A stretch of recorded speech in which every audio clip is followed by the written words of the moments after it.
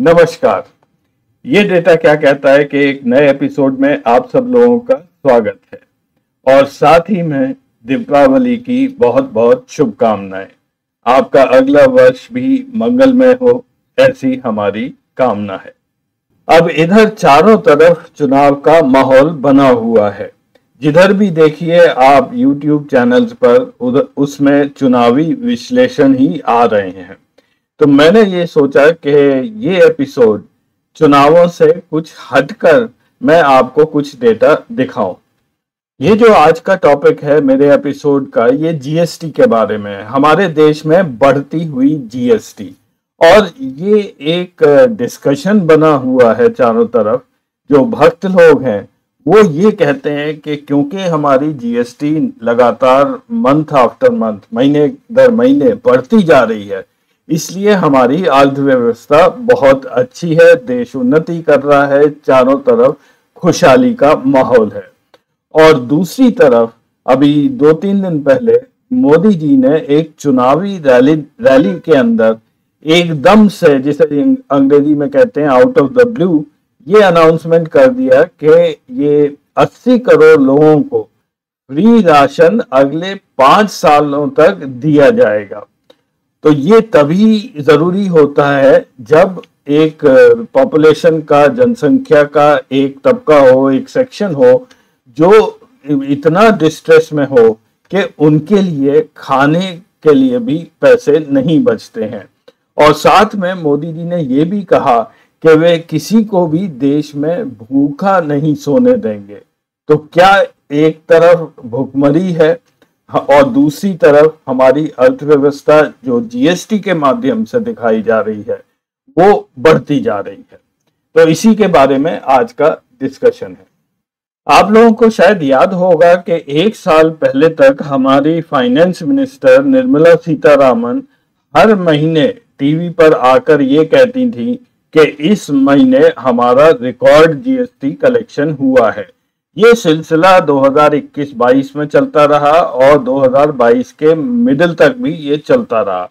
लेकिन आपने ये भी ऑब्जर्व किया होगा कि पिछले कुछ महीनों से सरकार जीएसटी को लेकर कोई भी स्टेटमेंट नहीं दे रही है। ना मोदी जी अब बोलते हैं, ना निर्मला सीतारामन कुछ बोलती हैं, और जीएसटी के बढ़ने पर बिल्कुल एक चुप्पी बनी हुई है। तो ऐसा क्यों है? तो शुरू करते हैं आज का एपिसोड। यहाँ पे मैंने जीएसटी कलेक्शन हर महीने कितना हुआ है अप्रैल 2021 से लेकर अगस्त 2023 तक ये प्लॉट किया हुआ है। इसमें कुछ पीक्स आती हैं हर साल अप्रैल में, जैसे आप देख रहे हैं यहाँ पर। ये इसलिए आती हैं कि ईयर एंड क्लोजिंग की वजह से जो बिजनेसेस हैं वो अप्रैल के शुरू में कुछ ज्यादा जीएसटी अमाउंट उनका जो ड्यू होता है वो जमा कर देते हैं। तो आप इसमें काफी सारा डेटा देख रहे होंगे, लेकिन आप परेशान नहीं हुइए। मैं एनालाइज करके केवल इसमें से 2-3 पॉइंट बहुत सिंपल तरह से आपको मैं बताऊंगा। सबसे पहली चीज जो आपको, जब आप विजुअली इस ग्राफ को देखेंगे तो आपको ट्रेंड यहाँ बिल्कुल साफ नजर आएगा। 2021-22 में जीएसटी का एक बढ़ता हुआ ट्रेंड दिखेगा। 2022-23 में ये लगभग एक फ्लैट हो गया है। जीएसटी कलेक्शंस कोई बड़े नहीं है, ये एक फ्लैट सा ट्रेंड है। और अभी 2023-24 में ये मई से लेकर जुलाई तक ये थोड़ा सा बढ़ा, उसके बाद फिर से कम हो गया है। तो ये भी अभी कहना मुश्किल है कि ये बढ़ेगा या कम होगा। जीएसटी कलेक्शन के थोड़े से मैं नंबर्स आपको दिखा दूं। मई 2021 में जीएसटी कलेक्शन था 96,953 करोड़ रुपए। ये बढ़कर मार्च 2022 में 1,39,657 करोड़ हो गया। लेकिन अगले वर्ष 2020-23 में जीएसटी कलेक्शन बिल्कुल फ्लैट रहा। ये शुरू हुआ 1,39,954 करोड़ से, जो 2 महीने पहले जीएसटी कलेक्शन उसके बराबर ही था, और ये खत्म हुआ 1,43,029 करोड़ पे मार्च 2023 में। तो 2022-23 में हमारा GST collection month on month कुछ खास नहीं बढ़ा है, बिल्कुल फ्लैट ही रहा। और यही एक वजह है जिसकी वजह से मैडम निर्मला सीतारामन ने प्रेस में आकर अनाउंस करना बंद कर दिया। खासकर जून 2022 के बाद वो कहीं भी नजर नहीं आई। हालांकि सितंबर 2023 में हमारा जीएसटी कलेक्शन 1,62,712 करोड़ रुपए हुआ है और पिछले महीने अक्टूबर 2023 में 1,72,000 करोड़ रहा, जो कि एक रिकॉर्ड है और ऑल टाइम हाई है। लेकिन इसके बावजूद भी ज्यादा इस पर हल्ला गुल्ला नहीं किया गया। सरकार की चुप्पी को समझने के लिए हमें जीएसटी के बारे में थोड़ा सा और समझना पड़ेगा कि जीएसटी के कंपोनेंट्स क्या होते हैं। आगे बढ़ने से पहले आप सबसे रिक्वेस्ट है कि अगर आपको हमारा प्रोग्राम अच्छा लगता है तो चैनल को सब्सक्राइब जरूर करें, इससे हमें थोड़ी बहुत मदद मिलती रहती है। और अगर आज का एपिसोड आपको अच्छा लगे तो अपने दोस्तों के साथ शेयर अवश्य करें। धन्यवाद। ये सारा डेटा मैंने मिनिस्ट्री ऑफ फाइनेंस के जीएसटी के पोर्टल से लिया है, आप भी वहां जाकर ये देख सकते हैं।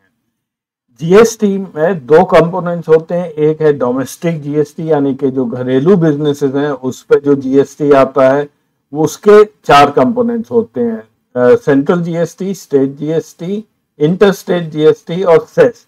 तो ये कुल मिलाकर जो हमारे घरेलू बिजनेस है उस पर जीएसटी कलेक्ट किया जाता है। जैसे मैंने ये अप्रैल 2023 का डेटा दिखाया है, इसमें घरेलू जीएसटी 1,51,161 करोड़ कलेक्ट किया गया था।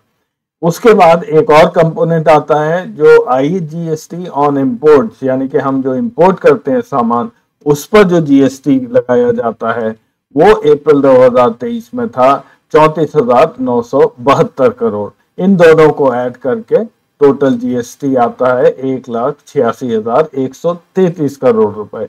अगर आप परसेंटेज, एक रफ परसेंटेज की बात करें तो डोमेस्टिक यानी घरेलू जीएसटी लगभग 75% होता है लॉन्ग टर्म, और जीएसटी ऑन इंपोर्ट वो लगभग 25% होता है। तो जब हम जीएसटी के कंपैरिजन की बात करते हैं तो ये जरूरी है कि इन दो कंपोनेंट्स यानी कि जो घरेलू जीएसटी कलेक्शन है उसको अलग से देखें और जो इंपोर्ट्स पर जीएसटी लगता है उसको हम अलग से एनालाइज करें, क्योंकि इन दोनों की बिजनेस सिचुएशन बहुत अलग होती हैं और कंडीशंस भी अलग होती हैं।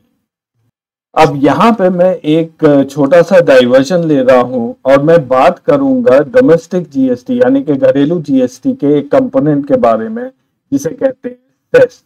वो मैं इसलिए कर रहा हूँ जिससे आप लोगों को ये पता चले कि कोरोना काल 2020-21 के बाद हमारी सरकार ने किस तरह से एक मिसहैंडलिंग की है जीएसटी को लेकर, और उसकी वजह से देश को घाटा हुआ है और वो घाटा आज तक हम लोग यानी कि हम, आप और हर सिटीजन देश का उसकी भरपाई करता जा रहा है। 2017 में जब जीएसटी लागू किया गया था उस समय एक एडिशनल टैक्स जिसको सेस कहा जाता है वो भी लगाया गया था कुछ चीजों पर, और उसका कारण ये था कि जिन स्टेट्स को जीएसटी लगाने की वजह से नुकसान होगा, जो मैन्युफैक्चरिंग स्टेट्स हैं हमारे देश में, तो उनका रेवेन्यू की भरपाई करने के लिए ये सेस लगाया गया, जिससे इससे जो पैसा आए वो इन स्टेट्स को एज अ कंपेंसेशन दे दिया जाए। जीएसटी लागू हुई थी जुलाई 1, 2017 से, और एडिशनल सेस ये लगाया गया था 5 वर्ष के पीरियड के लिए। तो जून 30, 2022 को सेस खत्म हो जाना चाहिए था, लेकिन सरकार ने इसको 5 साल के लिए और बढ़ा दिया है।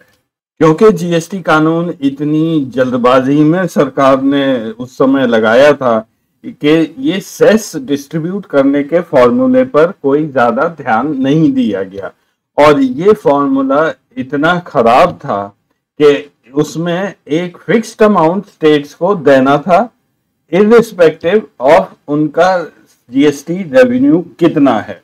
और इसी वजह से जब पैंडेमिक आया और सेल्स बहुत कम हो गए, तो इसके बजाय कि जीएसटी कंपनसेशन कम होता, उसकी वैल्यू उतने की उतनी रही, जिसकी वजह से सेंटर को पैसा उधार लेकर स्टेट्स को देना पड़ा। इसी वजह से 2020-21 में सेंट्रल गवर्नमेंट ने 1.1 लाख करोड़ ये बोरो किए और 2021-22 में 1.59 लाख करोड़ बोरो किए। कुल मिलाकर केंद्रीय सरकार को लगभग 2,70,000 करोड़ मार्केट से उठाने पड़े, केवल इसलिए कि उन स्टेट्स को कंपेंसेशन बरकरार रखा जाए, हालांकि सेल्स हुए नहीं थे। आपकी जानकारी के लिए मैं यहाँ पर आपको दिखा दूं कि सेस कितना लगाया जाता है और किस वस्तु पर। पान मसाले पर 60% है, एरिएटेड वाटर जो ये कोल्ड ड्रिंक्स हैं, कोक वगैरह इत्यादि, उस पर 12%, टोबैको प्रोडक्ट्स पर काफी ज्यादा सेस है, ये 65% से लेकर 204% तक हो सकता है टोबैको विद गुटखा, और अन्य चीजों पर ये सेस के रेट्स हैं। इसके अलावा कोल जो हम इंपोर्ट करते हैं, लिग्नाइट और उसके रिलेटेड प्रोडक्ट पर 400 रुपया पर टन है, ये हमारे पावर जनरेशन में इस्तेमाल किया जाता है। और फिर जो सबसे ज्यादा आप लोगों को अफेक्ट होगा वो है मोटर व्हीकल्स का टैक्स, जो 15% है मिड रेंज गाड़ियों का, छोटी गाड़ियों पर 1%, और जो गाड़ियां हम लोग ज्यादातर खरीदते हैं मिडिल क्लास में, जो 1500 सीसी के आसपास की है, उन सब पे 15% सेस लगाया जाता है। तो अगर आप लोग उम्मीद कर रहे थे कि पिछले साल से सेस हटा दिया जाएगा और गाड़ियों की कीमत सस्ती होगी, ऐसा नहीं हुआ। और टोबैको जो लोग इस्तेमाल करते हैं, हालांकि वो खराब चीज है, वो लोग सबसे ज्यादा सेस इस वक्त दे रहे हैं। अब वापस चलते हैं जीएसटी कंपोनेंट्स की जो हम बात कर रहे थे।